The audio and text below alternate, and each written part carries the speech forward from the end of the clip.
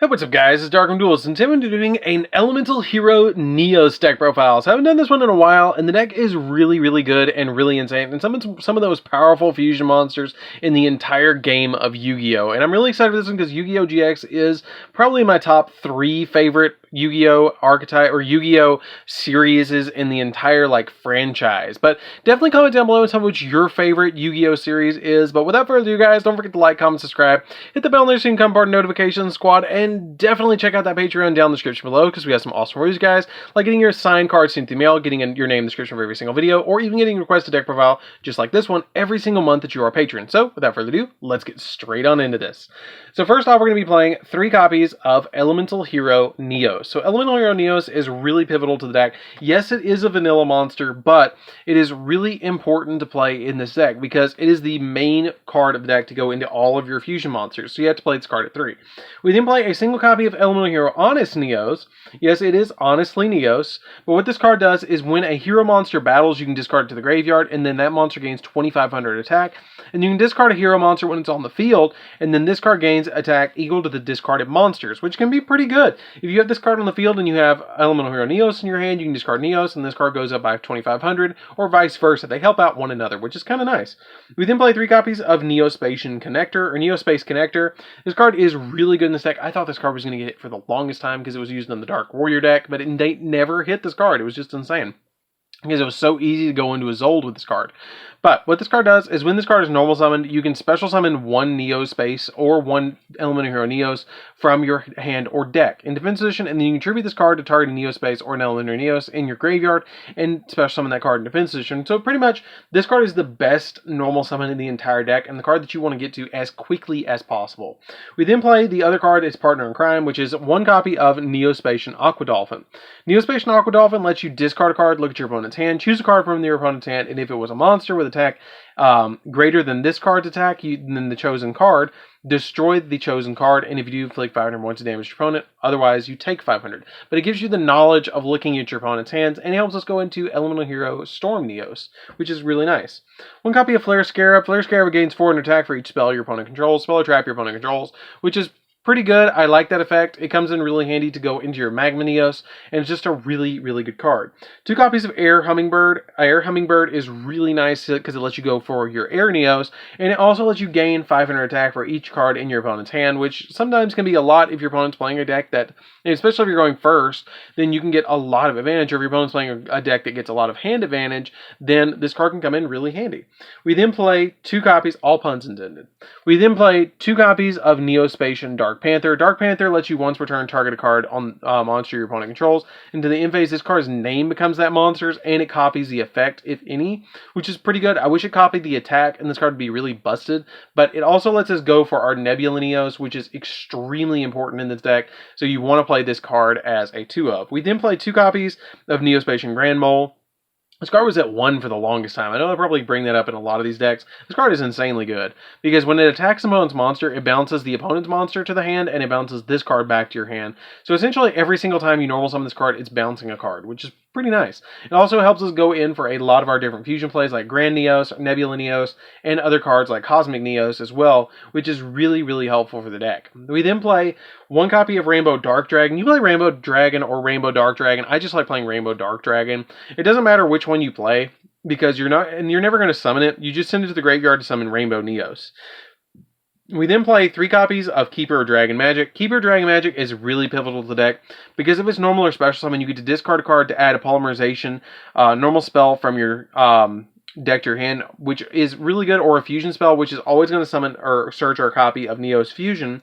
And then it also has the ability that you can also, if this card is on the field, then you can reveal a monster in your extra deck, like a copy of your Elemental Hero Brave Neos, and then once you reveal Brave Neos, then you can special summon Neos back from your graveyard if it's in your graveyard, which comes in handy to use for other fusion plays.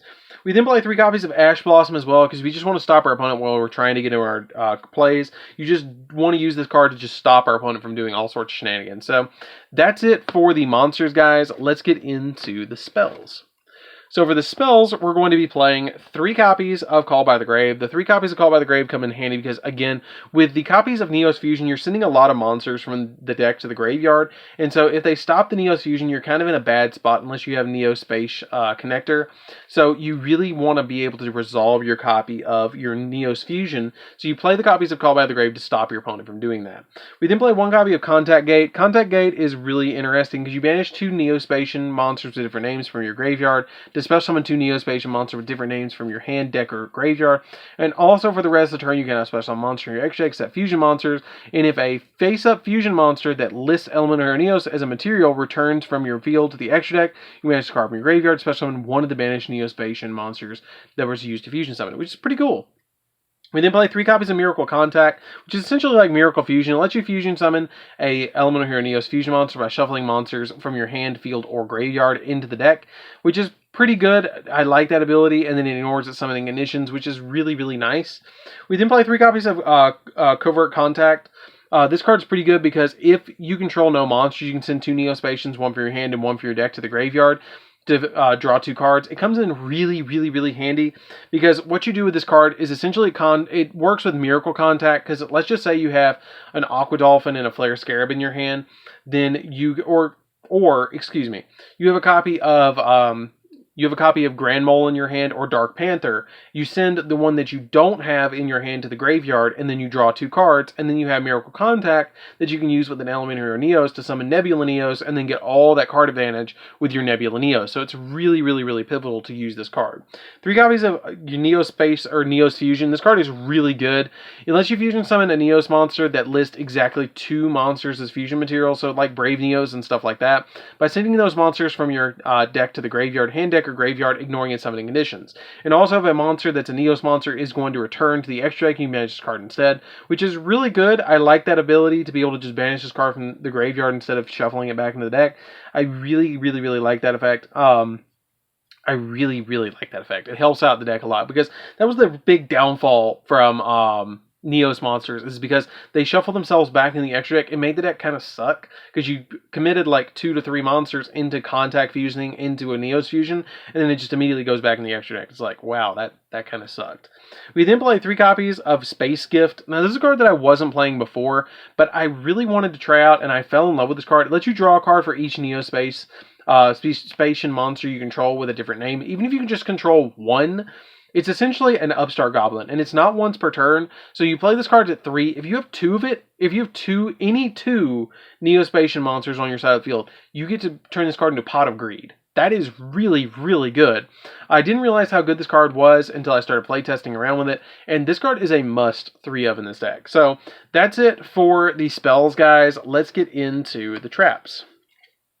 So for the traps, we're playing 3 copies of Next. No, I'm not talking about the Next card. I'm talking about this card. So what this card does is it lets you special summon any number of monsters with different names from your hand and or graveyard and defense position that are all Neospatian monsters or Elemental Hero Neos, but negate their effects as long as you control any of those special summon monsters. Face up, and you cannot special summon monsters from the extra deck except fusion monsters, which is not that big of a deal. I really, really like this effect because you can just immediately special summon any number of your monsters with different names from your hand or graveyard, and it just helps out with recovery plays. It helps out getting all of your Neospatians on the field, and it especially helps out with Neo or Space Gift. Later in the game, if you have 5 monsters in the graveyard and you resolve this, and that your opponent doesn't stop it, and you draw Space Gift and draw 5, oh my god. you just won the game. You pretty much just won the game, because you're going to go into Cosmic Neos, and this card is insanely good for going into Cosmic Neos to be able to make any monster that you particularly need in the extra deck, and you've got to play this card at 3. It is so good. Like, you need to open either this or your Neos Fusion and a copy of Space Gift, and you are set. Like, you are set for the game. So that's it for the main deck, guys. Let's get into the extra deck. So for the extra deck, we're going to be playing 2 copies of Elemental Hero Brave Neos. Brave Neos comes in super handy in here because it's a really good opener card because it floats, because it gains 100 attack for each Neospatian or hero monster in your graveyard, and then when this card destroys an opponent's monster by battle, you can add a Neospatian spell from your deck to your hand. It specifically lists Elemental Hero Neos, which is the really good, it's a searcher, excuse me, it's not a floater. Getting that Neospatian spell or trap from your deck to your hand is really, really, really good to be able to add those cards from your deck to your hand. We then play a single copy of Cosmic Neos.